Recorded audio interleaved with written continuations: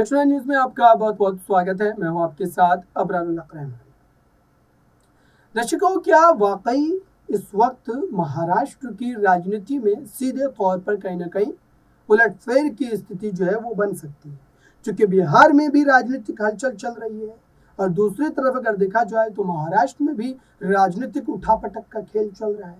अब ऐसे में सवाल ये उठ रहे हैं कि उद्धव ठाकरे की जगह कहाँ बनेगी, उद्धव ठाकरे किस तरीके से इसका कहीं ना कहीं मुकाबला करते नजर आएंगे, और आज हम इसी विषय पर विस्तार से चर्चा करेंगे। दरअसल बागी विधायकों को लेकर के बीते 2-3 दिन पहले सुप्रीम कोर्ट जो है सुनवाई करता है और सुप्रीम कोर्ट की सुनवाई में सीधे तौर पर कहीं ना कहीं यहाँ पर एकनाथ शिंदे को आड़े हाथों लिया जाता है। डीवाई चंद्रचूड़ की बेंच इस बात की सुनवाई करती है, एकनाथ शिंदे को नोटिस जारी कर दिया जाता है इस पूरे मामले को लेकर के।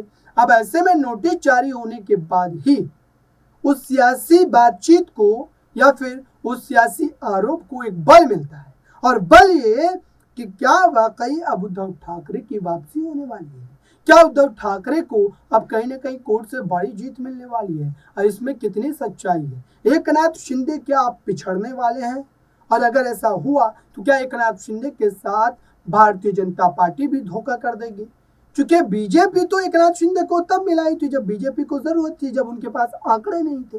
लेकिन अगर अब आने वाले चुनाव में उनके पास आंकड़े बन जाते हैं, जैसा कि हमने देखा, और इसको आपको अगर समझना है तो हम आपको जो है मध्य प्रदेश की भी राजनीति समझा देते हैं। मध्य प्रदेश में शिवराज सिंह चौहान को हटा दिया गया, ज्योतिरादित्य सिंधिया को कोई भाव नहीं दिया गया।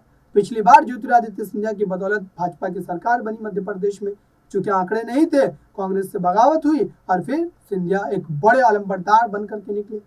लेकिन वहीं दूसरी तरफ अगर देखा जाए तो क्या महाराष्ट्र में भी स्थिति बन सकती है, क्या महाराष्ट्र में भी देवेंद्र फडणवीस को भाजपा आगे करेगी, और क्या एकनाथ शिंदे का अब कहीं ना कहीं राजनीतिक पतन हो जाएगा। ये तमाम बातें इस वक्त जो है कहीं ना कहीं जो है राजनीतिक जो है बहस का एक विषय बना हुआ है।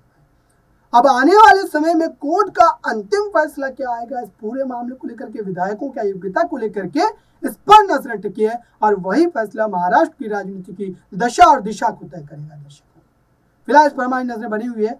इस खास रिपोर्ट में इतना ही। जुड़े रहे बड़ी खबरों के लिए दक्षिणा न्यूज के साथ।